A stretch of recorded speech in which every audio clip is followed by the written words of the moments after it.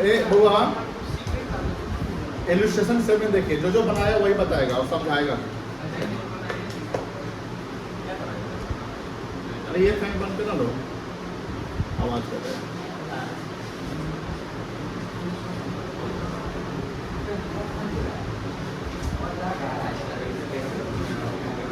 देखो सवाल देखो बुआ क्या बोलता है, pass the journal entries for the following transactions, यानी ये 9 ट्रांजेक्शंस अलग अलग है और 9 ट्रांजेक्शन की आपको जर्नल एंट्री करनी है, ठीक है।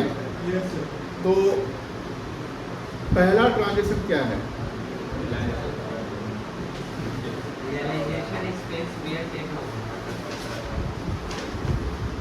रियलाइजेशन एक्सपेंसिव 10,000 का है, खर्चा है, माने के पेड हो गया और ये फर्म का खर्चा है, खर्चा है, तो रियलाइजेशन क्या हो जाएगा आपका? डेबिट।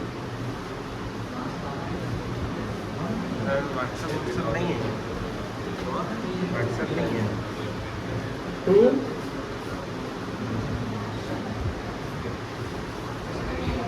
कैश अकाउंट कितना होगा?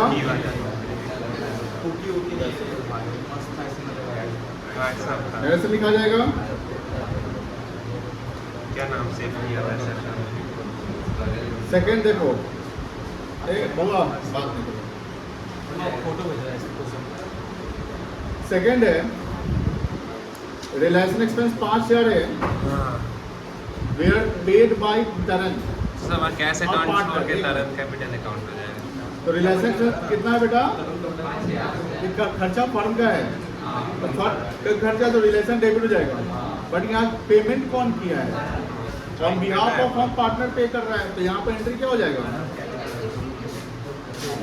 Realisation account debit to current capital account.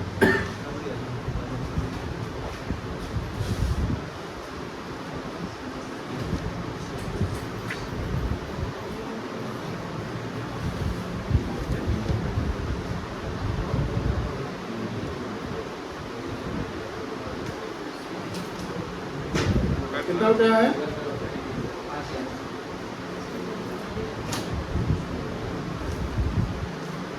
5।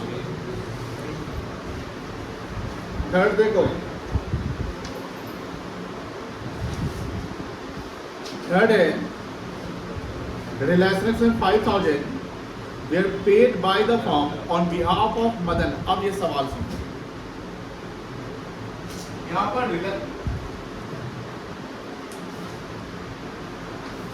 Realisation कितना हुआ है? 5,000।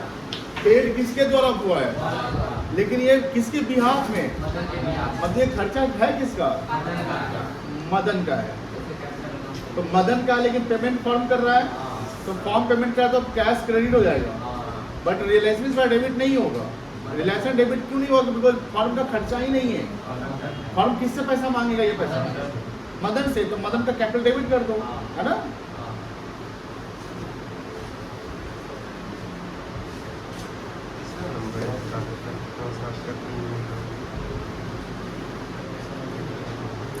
Madan capital account debit.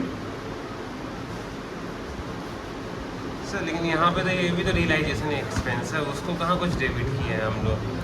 कितना है बेटा? 5,000। सर सर रियलाइजेशन एक्सपेंस को डेबिट कहाँ हुआ है? वो भी तो डेबिट होना चाहिए।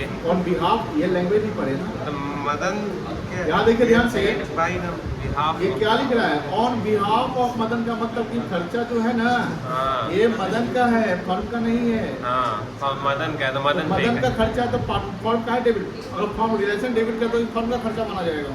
रिलेशन नॉमिनल अकाउंट होता है। तो सर यहाँ पे रियलाइजेशन एक्सपेंस अकाउंट डेबिट तो मदन कैपिटल अकाउंट होना चाहिए। नहीं, तो मदन तो क्रेडिट हो जाएगा, होगा क्या? हाँ मदन क्रेडिट हो क्यों जाएगा। क्रेडिट होगा? पैसा पेमेंट कौन कर रहा है? अच्छा होगा क्या? तो बात नहीं समझता है। हाँ पेमेंट कौन कर रहा है? मदन। फॉर्म पेमेंट करा तो कैश क्या हो जाएगा? क्रेडिट हो जाएगा। क्रेडिट हो जाएगा। किसके बिहाफ में पेमेंट हो रहा है? मदन के। तो मदन को डेबिट करें, मदन से हम रिसीव कर लेंगे पैसा। चलिए 4 नंबर, ए रूपक 4 नंबर देखो, Pawan a partner was paid remuneration including expenses of ₹20,000 to carry out dissolution of firm. Pawan एक पार्टनर है, उसको बोला गया कि तुम फर्म के डिसोल्यूशन का सारा प्रोसेस करोगे, इसके बिहाफ में तुम्हें रेम्युनरेशन मिलेगा। कितना रेम्युनरेशन मिलेगा? 20,000 रुपया। ये इंक्लूडिंग एक्सपेंसेस है, यानी फर्म का जो भी खर्चा होगा सब उसी में शामिल है। अब मान लो फर्म का खर्चा 10,000 या 15,000 है, वो फर्म पेड कर दिया, तो फर्म जो है पवन को 20 से नहीं पे करेगा, उतना काट कर पेमेंट करेगा। अब आगे लिखता है to carry out the dissolution firm the actual expenses 10,000 and expenses incurred and paid by the Pawan. ये खर्चा किसने पेमेंट किया है? पवन ने, यानी फर्म ने एक का पेमेंट नहीं किया। अब मुझे ये बताइए कि फर्म का एक्सपेंसेस कितना माना जाएगा? 20,000 माना जाएगा कि 10,000 की 30,000 माना जाएगा?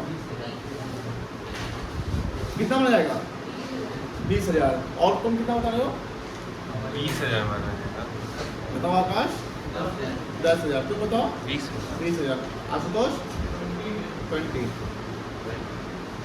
ये 20,000 खर्चा माना जाएगा, क्योंकि प्रॉफिट तो डिसाइड है कि हम आपको रेम्युनरेशन देंगे, तो फर्म रेम्युनरेशन देंगे तो फर्म के एक्सपेंसेस है ना, और डिसाइड है हम 20 देंगे, बट ये भी बोला गया कि सारा खर्चा भी आपको उसी में शामिल होगा, तो अलग से 10,000 ऐड नहीं होगा। क्या एंट्री होगा? अब पैसा पेमेंट कौन किया है? पार्टनर। क्या एंट्री होगा?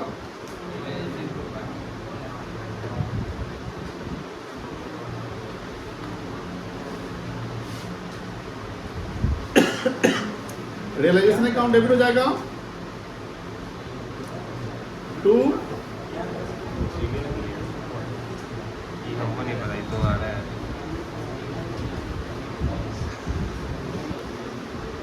कितना होगा बेटा?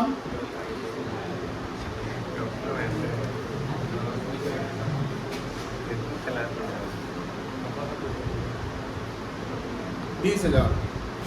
पांचवा देखो, डिसोल्यूशन एक्सपेंसेस 8,000 है। Out of the said expenses, said मतलब कितना? 8,000 रुपये 3,000 were to be borne by the firm and the balance by Ravi ये लाइन ही नहीं समझ। A partner ₹8,000 paid by the firm. अब समझिए, यहां पर डिसोल्यूशन का खर्चा हुआ है 8,000 रुपया। कितना खर्चा हुआ है? लेकिन लिखा गया कि उस 8,000 में फर्म जो है 3,000 बॉन्ड करेगी, मतलब फर्म का खर्चा कितना माना जाएगा?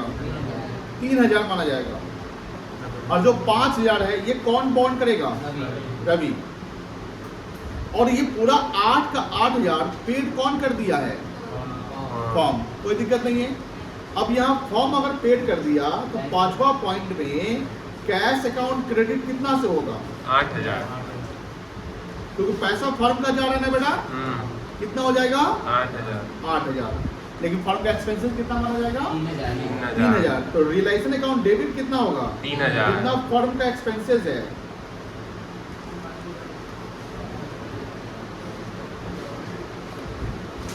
और 5,000 रुपया जो बॉन्ड करना था रवि को, लेकिन रवि के बिहाफ में किसने पेड कर दिया? फर्म पेड किया। तो हम किससे पैसा लेंगे? रवि से। रवि का अकाउंट डेबिट कर दो। रवि का कैपिटल नाम हटा देंगे।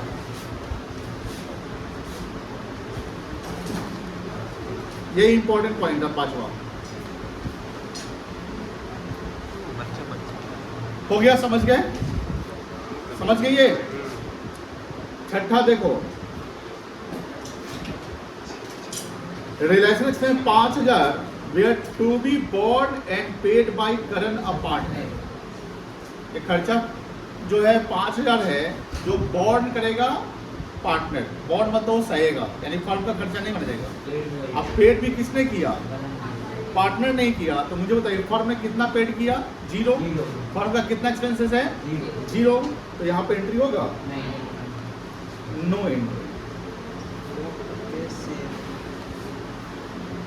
अब इसका नरेशन लिखेंगे, यानी explanation. Since the expenses is borne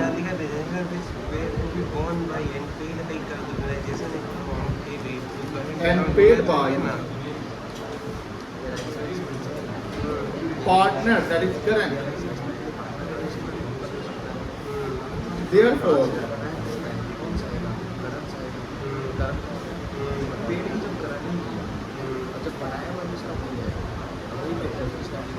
no entry will be made in the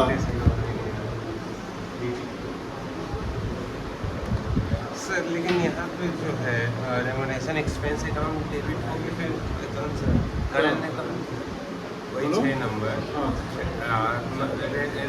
realisation expense of 5000 rate to be borne मतलब दिया सहना सहा and paid by current paid किया इसका करंट खर्चा है। अकाउंट नहीं खर्चा बॉन्ड कौन करेगा?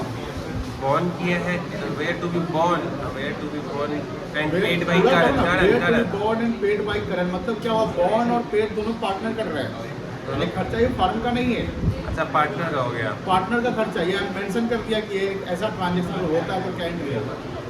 तुम्हारा खर्चा तुम पेड कर रहे हो, फर्म का बुक में एंट्री होगी, नहीं वही बात होगी। एक्सप्लेनेशन क्या लिखे हैं इस पर?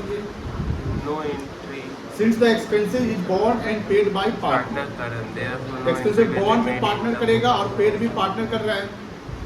तो बुक्स के में जो फर्म का खर्चा ही नहीं तो रिलेशन डेबिट नहीं होगा, फर्म पेड नहीं किया तो बैंक क्रेडिट नहीं होगा। ये एंट्री अपना करंट समझेगा ना, इंडिविजुअल पार्टनर का खर्चा ही। सातवां देखिए क्या, एग्जाम ये एक्सप्लेनेशन लिखोगे ना। अगर आपने एंट्री नहीं किया तो क्यों नहीं किया? सिर्फ नो एंट्री लिख के नहीं आ सकते लॉन्ग क्वेश्चन है तो you have to make explanation. ठीक है शॉर्ट रहेगा एक नंबर के सवालों के 6 नंबर का सवाल है, तुम यहाँ पर सिर्फ नो एंट्री कर दोगे, नहीं लिखोगे तो फिर तो कंफ्यूज हो जाएगा ना। हाँ एग्जामिनर हो सकता है कि नंबर 1 नंबर काट ले।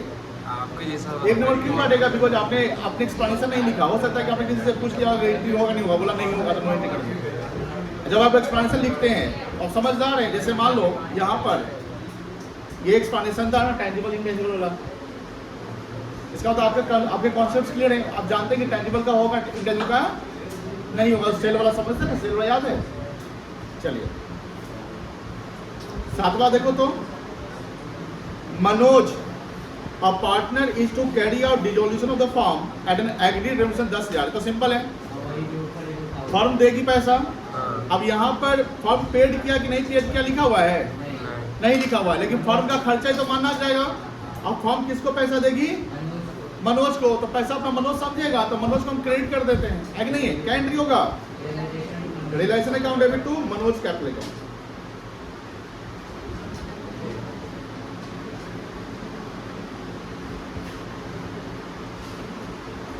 कितना है?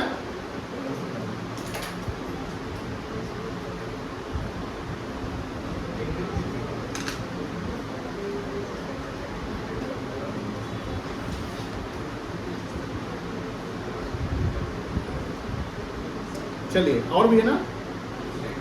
8 देव इसका दो entry A partner is paid remuneration of 15,000 for details of firm। मतलब फॉर्म जो है बोला कि भैया आपको हम 10 से 15,000 का रेमुनेशन देंगे। Realisation expenses of 8,000 paid by firm. अब बताइए फर्म का पैसा कितना गया? हाँ, फर्म का पैसा कितना पेड हुआ है? फर्म ने कितना पेड किया है? हाँ, 15 और लैंग्वेज 8, ठीक से यूज 23 करके आप लोग गलत बोल रहे हैं। फिर से पढ़िए। टोटल पहले 23 पंखा बंद करो, ये बात बना रहा है। बंद कर देता हूँ।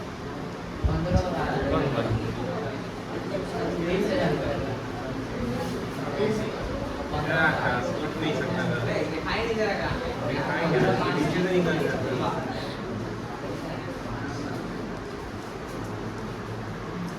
बताओ पार्टनर कौन है? देव है। देव को हम कितना रेमुनेशन पे करेंगे? फर्म के डिसोल्यूशन के लिए। यहाँ कहीं नहीं था ना कि जो भी खर्चा होगा वो ये पार्टनर सहेगा, बॉन्ड नहीं। करेगा। जैसे यहाँ पर कोई पॉइंट था ना पवन वाला, ठीक है। और बोलता है कि रिलेशन एक्सपेंसेस 8,000 रुपया है, ये पेड किया गया किसके द्वारा? तो फर्म का टोटल खर्चा कितना? 23,000। 23,000। तो अब जब एंट्री करेंगे 8वां नंबर, डेबिट और क्रेडिट का ही चलेगा। देव को तो 15 तो रियलाइजेशन अकाउंट डेबिट, देव को हम 15,000 देंगे और 8,000 हमारा अपना खर्चा हो गया। अगर पार्टनर बॉन्ड करता तो सह लेते, एडजस्ट कर लेते। कितना डेबिट हो जाएगा? 2। कैश अकाउंट कितना होगा? 8,000 और तो देव कैपिटल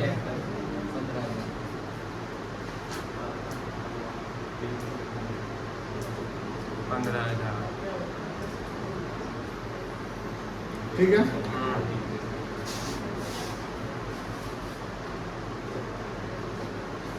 रियलाइजेशन एक्सपेंस 5,000 है, were to be borne by Pavitra. जो कि हितेश पेड किया। However, it was paid by Hitesh, another partner. It was to be, ये लाइन देखो, it was to be recorded in the books। अगर ये लाइन नहीं लिखा रहता ना तो नो तब एंट्री नहीं होता, वो तो अपना रवि, पवित्र और हितेश अपना समझ लेता। रहता। ये फर्म का खर्चा ही नहीं है। एक पार्टनर ने दिया दूसरे पार्टनर के बिहाफ में। अब यहाँ लिखता है कि बॉन्ड बाय पवित्र, यानी खर्चा किसका है? पवित्र का है, लेकिन पेड कौन कर दिया? फ्यूचर में कौन पैसा देगा? पवित्र देगा। किसको मिलेगा? हितेश को। एंट्री कहाँ होगा? बुक्स में होगा। तो कौन क्रेडिट होगा? जिसको पैसा मिलेगा हितेश। तो क्या एंट्री हो जाएगा? पवित्र कैपिटल अकाउंट डेबिट। अच्छा सवाल था। कितना है? 5,000 2 हितेश कैपिटल अकाउंट।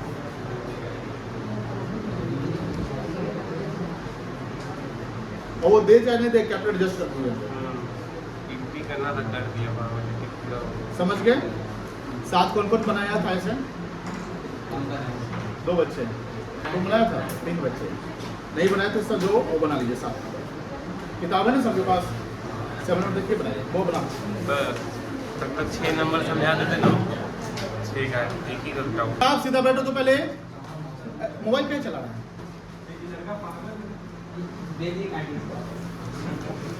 10 नंबर देखिएगा। Sun and Kiran are partners sharing profit and loss equally. They decided to dissolve the firm. Firm का क्या करना बेटा? जब डिसोल्यूशन करना है तो रिलेशन सब चलना पड़ेगा। Assets and liability have been, यहां लाइन पर हो ध्यान से, क्या लिखा हुआ है? Assets and liability have been transferred to relation. यानी ट्रांसफर की एंट्री नहीं करनी है। अब ट्रांसफर के बाद का जो प्रोसेस होता है उसकी एंट्री करनी है। Pass the journal entry for the following. A point देखो, बड़ा इंपॉर्टेंट है। All partners agreed that the process of realization at the time of dissolution will be accomplished। accomplished मतलब क्या होता है? accomplished मतलब कंप्लीट करना, फाइनल करना। वो कौन करेगा? सन करेगा। फॉर विच, अब इसके लिए he will be paid ₹10,000 along। यहाँ वर्ड क्या लिखा हुआ है? along मतलब साथ, with the amount of expenses which is amounted to 2% of total value of realized from the assets on। यानी बोलता है कि हम सन को ना लमसम 10,000 दे देंगे। कितना देंगे? 10,000। लेकिन ध्यान रखेंगे कि सारा खर्चा आप ही को सहना पड़ेगा। और खर्चा की बात बोलता है कि जो एसेट्स रियलाइज होगा, ध्यान रखना है, रियलाइज वर्ड लिखा हुआ है, उस एसेट्स के रियलाइज का 2% खर्चा होगा। और ये खर्चा कौन बॉन्ड करेगा? बोलो ना। ये सन करेगा, फर्म नहीं करेगा। फर्म का खर्चा कितना माना जाएगा?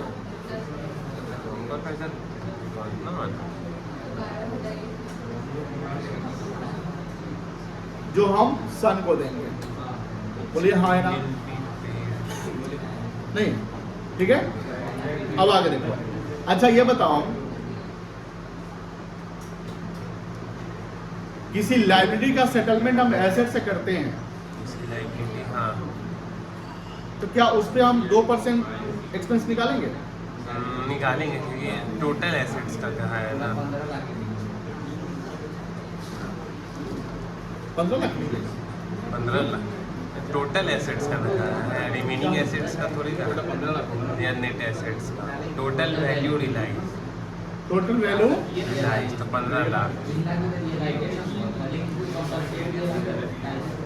अब अगर हम टोटल जैसे लाइब्रेरी का हम सेटलमेंट कर रहे हैं किससे? एसेट से। एसेट से। कहीं ना कहीं हम अपना लाइब्रेरी तो खत्म कर रहे हैं। आगे लिखा हुआ है some assets were sold, some assets were sold for cash at a cumulative value. ये क्यूमुलेटिव वैल्यू का मतलब क्या होता है? नेट वैल्यू, नहीं, नेट वैल्यू नहीं।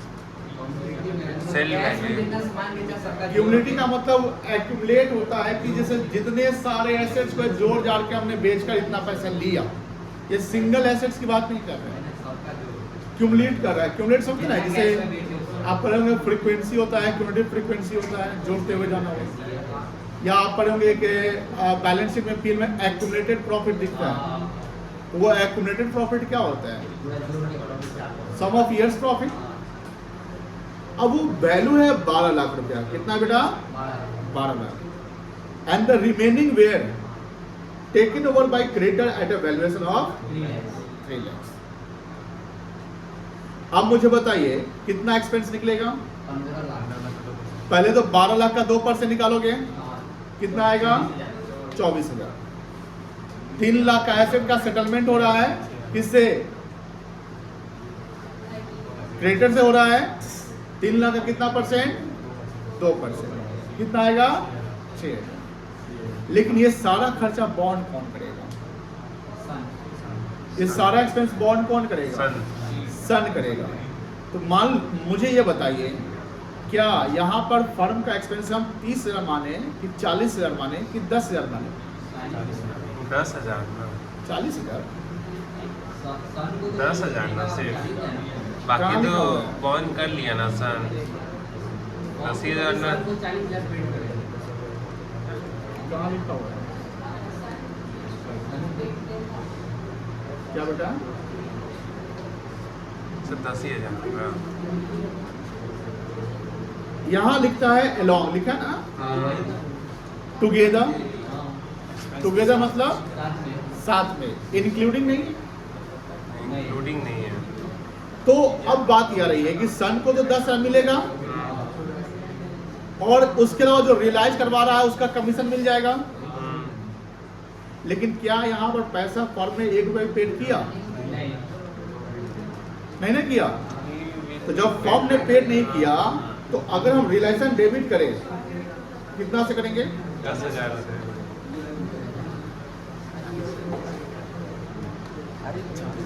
दस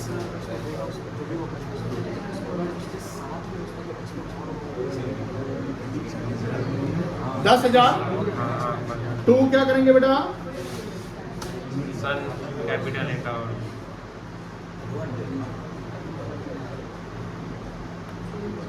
सन्स कैपिटल अकाउंट कितना? 10,000। नरेशन लिख लोगे, कोई दिक्कत नहीं है। उसके बाद और क्या एंट्री होगा? बोलो।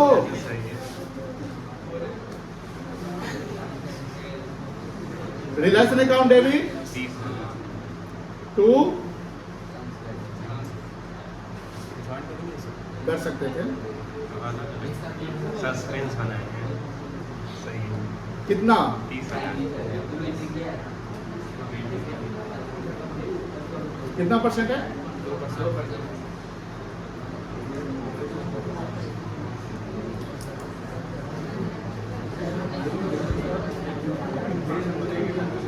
ठीक है। अब देखो वो बन जाएगा, बन जाएगा। उसके आगे ये क्या है? Deferred deferred expense advertisement expenditure partners at account in the debit books होगा 28,000। पार्टनर्स ये कौन कैपिटल सा हैगा? अकाउंट डेबिट होगा और deferred expense account credit partner होगा कौन है? सन और किरण। किरण सूरज और रोशनी सूरज रोशनी। Sun and Kiran Sun's capital account debit हो जाएगा, बोलना हाँ है ना। और हिंदी बोल दिया था एक नया आदमी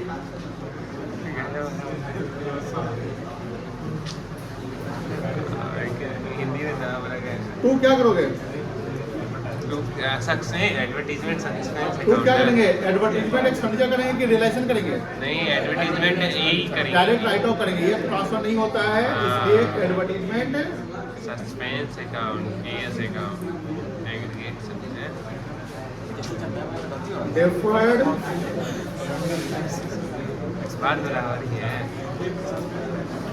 अरे सब कितना 14 ना एडवर्टीजमेंट सस्पेंस अकाउंट भी तो हो सकता है लिख सकते हैं। क्वेश्चन में एडवर्टाइजमेंट एक्सपेंडिचर डिफर्ड लिख दिया तो आप डिफर्ड लगा लीजिए। सी नंबर समझाइए सॉरी ये हो गया सी देखो है बउआ, समझने दो ना हमको डाउट है आउट ऑफ द, आउट मतलब क्या होता है? आउट ऑफ स्टॉक उसमें से हाँ स्टॉक ऑफ 1,20,000 मतलब स्टॉक का बुक वैल्यू कितना है? 1,20,000 1,20,000। Kiran a partner took over 1/3 of the stock. 40,000 का स्टॉक ले ली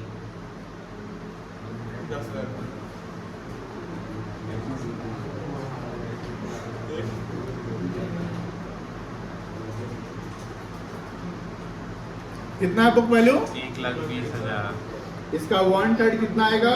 40,000 40,000। कितना बच गया ये? 80,000 80। अब यहाँ बोलता है 1/3 of stock at a discount of 25%। मतलब किस वैल्यू पे डिस्काउंट लग रहा है आपका? 40,000 40,000 रुपये। 30,000 रुपये 25% डिस्काउंट तो 30,000 बचेगा डिस्काउंट खत्म होगा कितना बचा? 30,000। ये कौन ले जा रहा है बताओ? किरण रोशनी किरण। कितना बच गया? अब 2/3 बच गया। हाँ, आगे देखो 50% ऑफ रिमेनिंग स्टॉक। मुझे बताओ रिमेनिंग स्टॉक कितना है? 80,000 80,000। इसका कितना आएगा? 40,000 आएगा।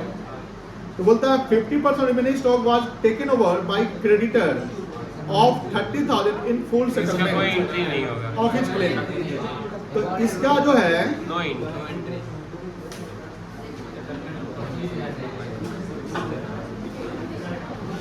सेटलमेंट विद क्या है? तो इसकी एंट्री नहीं होगा नहीं होगी। क्या अभी स्टॉक बचा हुआ है? हाँ 40,000 का 40,000 का। आगे लिखता है बैलेंस स्टॉक रिलायंस कितना में हुआ? 25,000 25,000 में। अब बताइए पैसा कितना है आपको? 25,000 तो बैंक अकाउंट डेबिट हो जाएगा कितना से? 25,000 किरण डेबिट हो जाएगा 30,000 कितना से? 30,000 टू रिलेशन हो जाएगा पैसा आया कितना से? ये दोनों को जोड़ देते हैं 55,000 हो गया डी। सी हो गया। डी क्या है?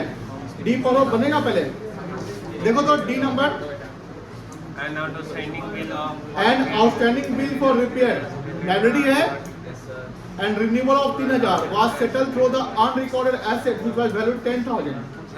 Balance thing settle in cash. अब बताइए 10,000 में 3,000 का तो सेटलमेंट कर दिया तो बचा कितना? 7,000 पैसा आया? नहीं अरे एसेट्स ना क्या एंट्री होगा?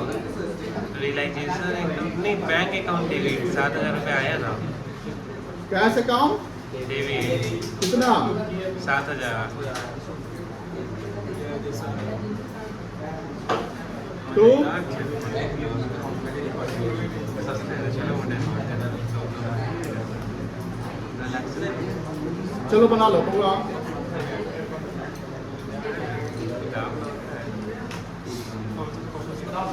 हो गया,